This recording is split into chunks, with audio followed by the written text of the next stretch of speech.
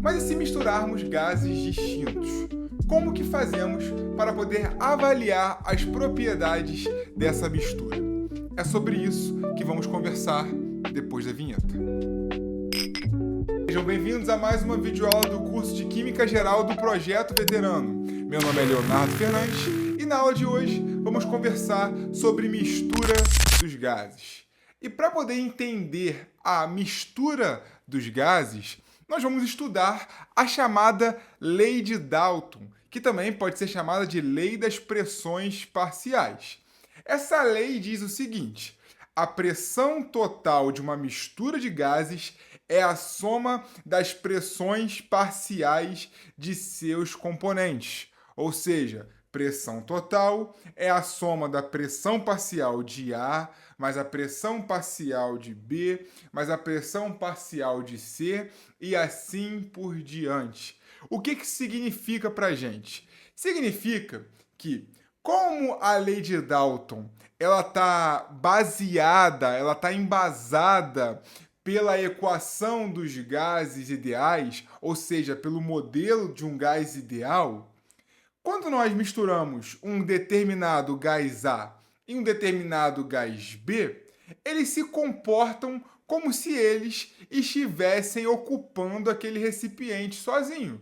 Afinal, eles não vão ter interações intermoleculares e o volume de cada um desses gases ele é desprezível, porque eles são partículas tão pequenas, mas tão pequenas que nós desprezamos o seu volume.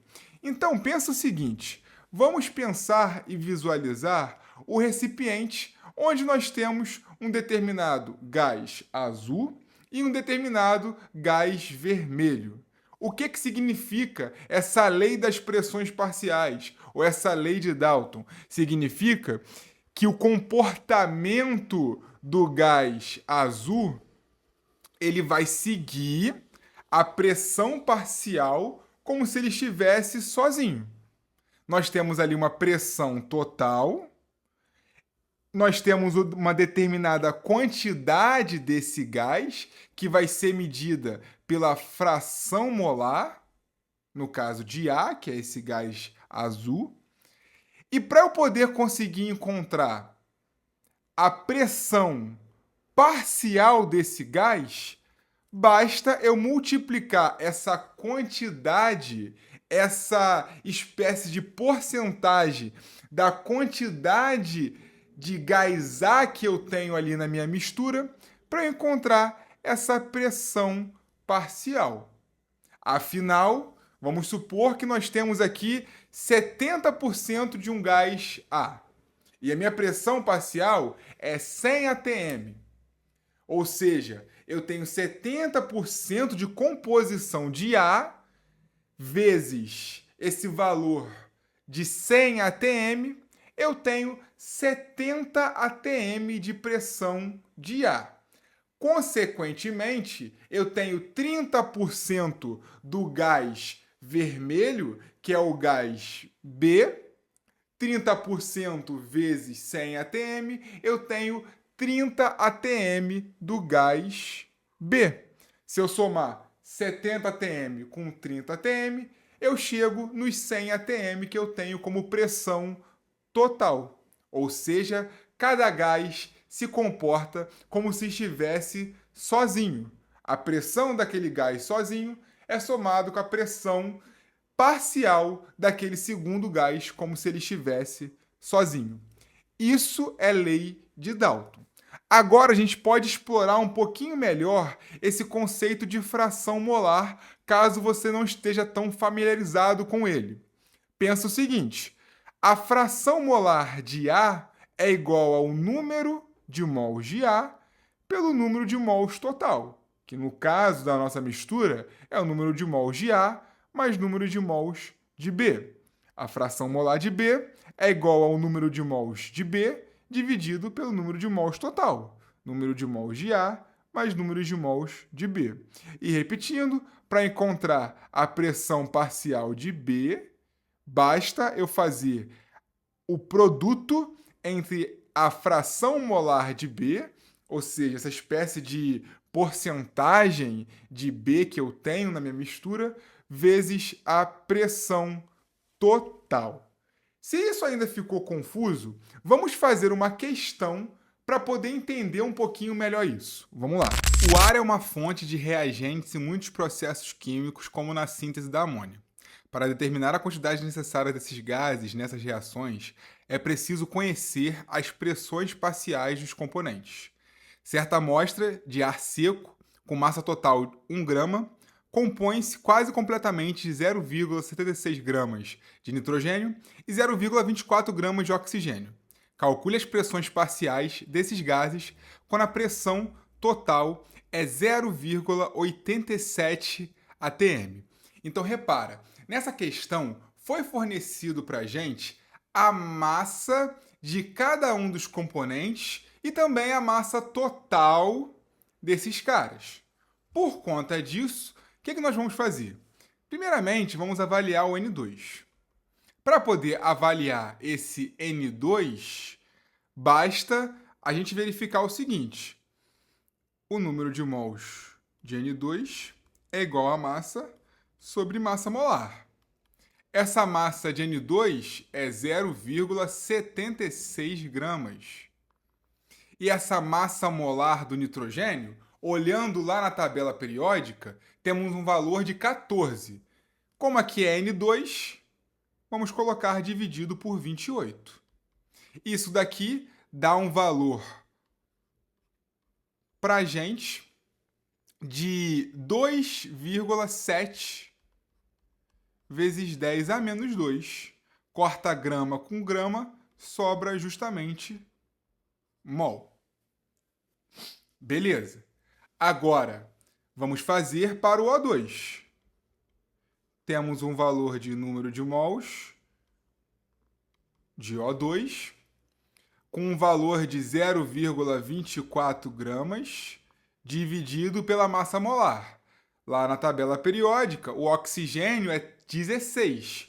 Como aqui temos O2, vamos dividir por 32 gramas por mol. Isso daqui dá um valor para a gente de 7,5 vezes 10 a menos 3 mol. Beleza. Agora, partimos para encontrar a fração molar de um dos dois. Eu vou começar aqui pelo nitrogênio. Fração molar é o número de mols do cara que a gente quer encontrar essa fração, que no caso aqui é N2. Então, o número de mols dele é 2,7 vezes 10 a menos 2 mol, dividido pelo número de mols total, que no caso é o número de mols do N2 mais do O2, porque na nossa amostra só tem esses dois caras. Então, 2,7 vezes 10 a menos 2 mais o valor para o O2. Eu vou deixar aqui todo mundo na mesma base, 10 a menos 2, para poder facilitar essa conta para a gente. Então, eu vou pegar essa vírgula e jogar para a esquerda. Que aí eu tiro um númerozinho daqui, e aí fica 0,75 vezes 10 a menos 2. Mol também. Somando esses dois valores aqui embaixo, isso daqui fica 2,7 vezes 10 a menos 2 mol, dividido por um valor de 2,7 mais 0,75, 3,45 vezes 10 a menos 2 mol. Dividindo esses dois valores, vai cortar 10 a menos 2 com 10 a menos 2, vai fazer 2,7 dividido por 3,45. Isso daqui dá um valor de 0,78. Lembrando, fração molar não vai ter unidade, é adimensional, porque a gente vai cortar mol aqui em cima e mol aqui embaixo. Então vai ficar sem nenhuma unidade. Beleza. Para encontrar a fração molar do O2, mesmo que não fosse nem tão necessário aqui, nós vamos ver o porquê, nós podemos fazer o seguinte. Pensa comigo. Se esse valor aqui é 0,78 e a minha composição total é O2 mais N2, não faz sentido que, se eu somar xN2 mais xO2, isso dê 100%? Ou seja, isso aqui vai dar 1. Se eu pegar esse xN2 e passar lá para o outro lado, o x do O2 fica igual a 1 menos x do N2. Então, para eu poder encontrar o valor para o O2, basta eu pegar 1 menos o valor que eu já encontrei, 0,78. E isso aqui dá um valor para a gente de 0,22. Eu poderia fazer todo aquele passo a passo, fazer 7,5 vezes 10 a menos 3 dividido pelo número de mols total? Poderia, não teria problema nenhum, só iria dar mais trabalho. Enfim, agora podemos calcular a pressão parcial de N2, que vai ser justamente a fração molar de N2 vezes a pressão total. Nós já calculamos que a fração molar para o N2 é 0,78 vezes a pressão total, que é 0,87. Isso aqui calculado em ATM, dá um valor para a gente de 0,68 ATM. Agora, para poder calcular a pressão de O2, temos dois caminhos. Podemos fazer a mesma coisa usando a fração molar que calculamos aqui, é uma forma de se fazer, ou podemos usar diretamente a lei de Dalton. A lei de Dalton fala para a gente que a pressão total é igual à pressão parcial dos componentes, ou seja, do N2 mais do O2 nesse caso. Então, se a minha pressão total é 0,87 atm, a minha pressão parcial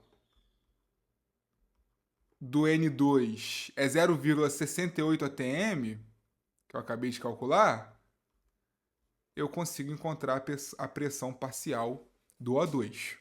Basta eu pegar esse 0,68 e jogar lá para o outro lado. Como ele está somando, ele vai subtraindo.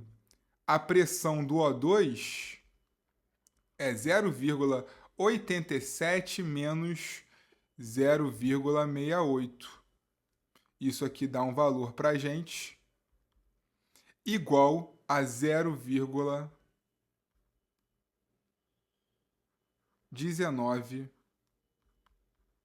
ATM. Beleza, gente? Se ficou alguma dúvida, eu peço que deixem aqui nos comentários. E se gostaram do vídeo, que deixem um joinha. Muito obrigado e até o próximo vídeo.